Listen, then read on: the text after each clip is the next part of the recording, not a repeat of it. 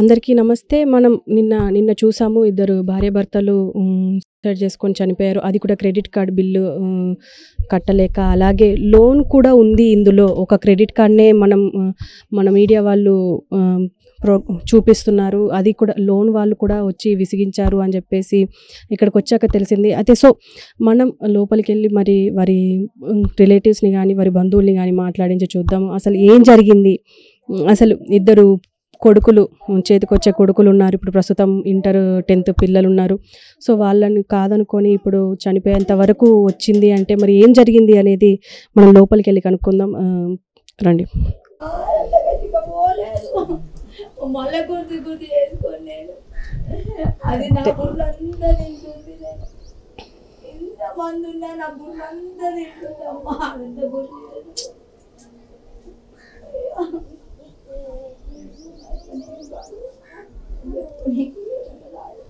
ఏమన్నా సాయం చేసారా అమ్మా? ఈ అప్పుల బాధకు పోయింది ఇద్దరు. ఆ పిల్లలకి ఏమన్నా చేసినట్టయితే చెయ్యరు. చెప్పి చెప్పి చెప్పి తలకాయ పోతుంది తల్లి. మాకు ఓపికలు ఉంటాయి. అట్లయినా మీరు రిక్వెస్ట్ చేయొచ్చు. ఉంటలేవు. మేము షాకులు తెచ్చి కోలుకోలేదు, అయితే లేదు కూడా ఏం మాట్లాడము. ఇంటి నుండి మనుషులు మా షాకులకెళ్ళి పోతలేమమ్మా. ఆ పిల్లలు ఏం చెప్పలేరు తల్లి.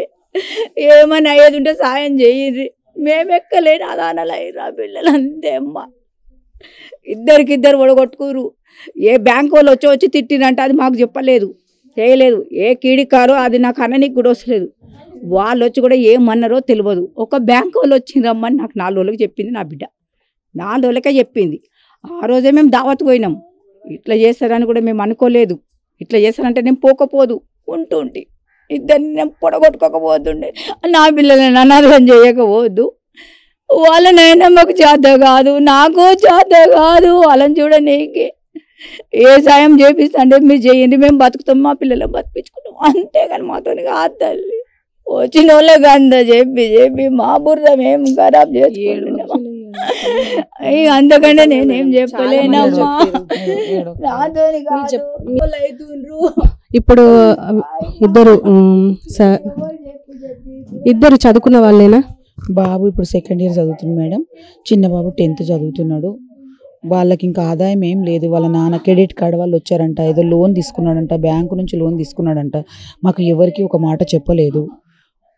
వాళ్ళు వచ్చి అల్లరి చేర్చారు, అరిచారు. ఆయన కొంచెం పరువు గల మనిషి, పరువుతోనే బతుకుతాడు. అది కట్టలేకపోయిండొచ్చు. కట్టలేకపోయినందుకన్నా కొంచెం మంచిగా మాట్లాడి ఏమన్నా చెప్పాలా కదా. ఆయన చాలా ఫోర్స్ చేశారంట.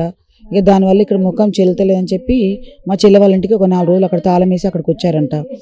వచ్చినాక మా చెల్లె వాళ్ళ ఇంట్లో నుంచి మా ఆడబిడ్డ కొడుకుది పెళ్ళి ఉండే. ఆ పెళ్ళికి పెళ్ళికి వచ్చారు వాళ్ళు బాగానే. ఫంక్షన్ బుధవారం పెళ్ళి అయింది. బేస్తారంలో శుక్రవారం రోజు ఫంక్షన్ అయింది, డిన్నర్ అయిందనమాట. డిన్నర్కి పిల్లల్ని మా చెల్లెని అక్కడ పంపించారు. పంపించాక మేము కూడా వస్తాం, వెళ్ళమ్మా పిల్లల్ని తీసుకొని వెళ్ళు అని అన్నారంట. పిల్లల్ని తీసుకొని తను వచ్చింది. తను వచ్చినాక వీళ్ళు మళ్ళీ రాలేదని ఫోన్ చేస్తే మేము వస్తామమ్మా, మాకు కొంచెం కాలు నొప్పి ఉంది, లేట్ వస్తామని చెప్పారు. ఏదో అయిందంట. తర్వాత సరే ఇంక పిల్లల్ని అమ్మ నువ్వు పొద్దున్న తీసుకొని రా పిల్లల్ని, ఇప్పుడు ఈరోజు రావద్దు అన్నారంట.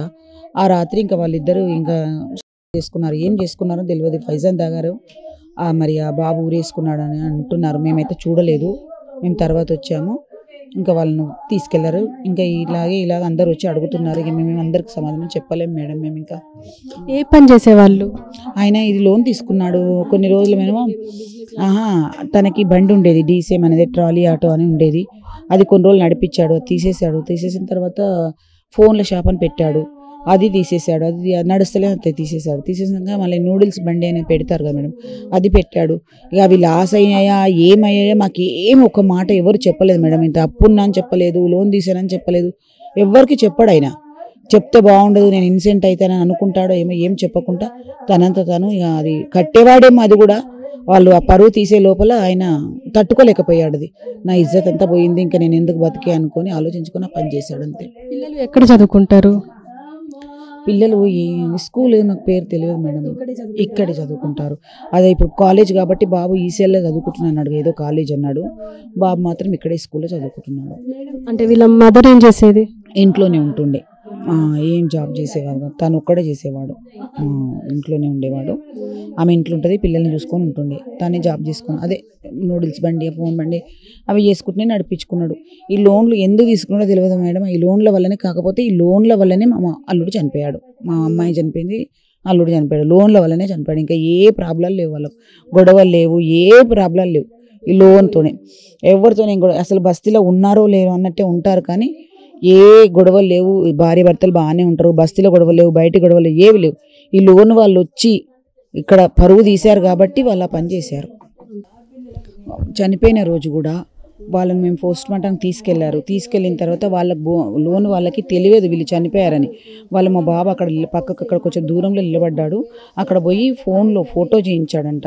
ఈయన పేరు సురేష్, ఇతడు ఇలా ఉంటాడు, ఎక్కడ ఉంటాడని అడిగితే మా కొడుకు ఏం చెప్పకుండా నేను ఇల్లు చూపిస్తాను ఇంటి దగ్గర తీసుకొచ్చి ఆయన కోప్పడ్డా. మీరు ఇట్లా ఇద్దరు మీరు ఒత్తిడి చేసే వల్ల మా బావ మా అక్క చనిపోయారు, మీకు లోన్ మేము కడతాం, మా అక్కని బావని మీరు తీసుకొచ్చి ఇస్తారా, మీరు ఇలా ఎంతమంది అంటే ఆయన ఏమనంటే మేము వస్తేనే చనిపోయారా అని అడిగాడు.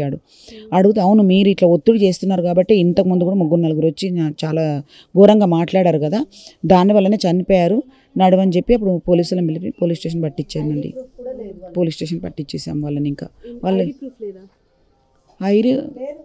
ఐడి ప్రూఫ్ లేదంట వాళ్ళ దగ్గర, మరి అది నేను చూడలేదమ్మా. కొత్త వాళ్ళు ఎవరు వచ్చారో తెలియదు, కానీ వాళ్ళైతే వచ్చారు. మేము ఏడుపుల మీదనే ఉన్నాం కదమ్మా, మాకు ఏమీ తెలియదు. వాళ్ళు మగవాళ్ళు కాబట్టి మాట్లాడి పోలీస్ స్టేషన్లో పట్టించేశారు ఆయనని. ఐడియా ఉందో చెప్పారు ఎవరైనా? 2 సార్లు ఏమో వచ్చారని చెప్పారు. తర్వాతనే తెలిసింది, మాకు కూడా ఏమీ తెలియదు. తర్వాత ఫస్ట్ ఒకసారి వచ్చారంట, ఫోన్లు చేశారు, మాట్లాడారు, జవాబు ఇచ్చారు. ఇక లాస్ట్ టైము మరి సెకండ్ టైం తెలియదు, కానీ వాళ్ళు కొంచెం అరిచారంట. ఇక్కడ అరచడం వల్లనే వాళ్ళు ప్రాణం తీసుకున్నారు, దానిపై ఇంకేమీ లేదు. వాళ్ళు అందరు చుట్టుపక్కల వాళ్ళు విన్నారంట. ఆయనకి ఇంకా పరువు ఇది కాలే ఇంకా, ఎందుకంటే బాగా ఉంటాడు కదా, ఏంటి మనిషి ఇలా ఉన్నాడు కానీ అప్పు చేసుకున్నాడు ఆయన అన్నట్టు ఉంటుంది కదా, దానివల్ల ఆయనకు తట్టుకోలేక పని చేశాడు మేడం. అంటే సో చూశారు కదా, అంటే ఎంత చదువుకున్నప్పటికీ మనకు మినిమం అవగాహన లేకపోతే క్రెడిట్ కార్డులని లోన్లని తీసుకొని అవి కట్టలేని స్థితిలో, ఆ పరిస్థితుల్లో మళ్ళీ వాళ్ళు ఇంటి మీదకి వచ్చి ఇలా గందరగోళం చేయడము, గొడవ పడడము, నోటికొచ్చినట్టు తిట్టడము, ఇట్లాంటివి మనం ఎన్నో చూసినాం. ఇలా ఎన్ని కుటుంబాలు చెల్లాచెదురైనాయి. ఇప్పుడు ప్రస్తుతం శాతగాని అవ్వలకు ఇద్దరికి ఇద్దరు మనమలని ఇచ్చేసి వాళ్ళు తల్లిదండ్రులు వెళ్ళిపోయారు. ఇప్పుడు వాళ్ళని ఎవరు చూడాలి అని చెప్పేసి పాపం దీన స్థితిలో వాళ్ళు ఉన్నారు. అంటే ఇప్పుడు అందరికీ తెలుసు ఆ క్రెడిట్ కార్డు వల్ల ఎంత యూజ్ ఉందో, ఎంత నష్టం ఉందో అని అందరికీ తెలుసు. కానీ తెలిసినప్పటికీ దాన్ని అనివార్య స్థితిలో మనము అది తీసుకుంటున్నాం, ఆ క్రెడిట్ కార్డ్ అనేది, అలాగే లోన్ అనేది. అది తీసుకున్నప్పుడు అది కట్టే పొజిషన్ ఉంటేనే తీసుకోవాలి అని చెప్పేసి చాలామంది అంటున్నారు. ఎందుకు అంటే ఇప్పుడు కుటుంబాలు చెల్లాచెదురయ్యి ఇప్పుడు కుటుంబాలు పాడైపోతే మళ్ళీ తిరిగి రారు, చనిపోయిన వాళ్ళు మళ్ళీ వెనక్కి రారు. కానీ ఇక్కడ మిగిలిపోయిన వాళ్ళు మాత్రం అనాథలుగా మిగిలిపోవాల్సి వస్తుంది. ఇప్పుడు ఇక్కడైనా సరే ఇప్పుడు మనం ఇదే ఉదాహరణ, చాతగాని వాళ్ళకి ఇప్పుడు ఇద్దరు మగపిల్లల్ని ఇచ్చినప్పటికీ వాళ్ళ చదువులను, లేకపోతే కాలేజ్ ఫీజులను, స్కూల్ ఫీజులను ఏదో ఒకటి ఉండనే ఉంటుంది. వీళ్ళు కూడా కోరుకుంటున్నారు, మాకు కూడా దాతలు వస్తే మేము మా పిల్లల్ని చదివించుకుంటాం, వాళ్ళకు అంటూ ఒక లైఫ్ చూపిస్తామని చెప్పేసి. ఎందుకంటే వీళ్ళకు కూడా ఎంతమంది చుట్టాలున్నా కూడా ఆత్మాభిమానం అనేది ఒకటి అడ్డొస్తుంది. ఆ ఆత్మాభిమానంతోనే ఇప్పుడు వీళ్ళ తల్లిదండ్రులు ఉన్నారు.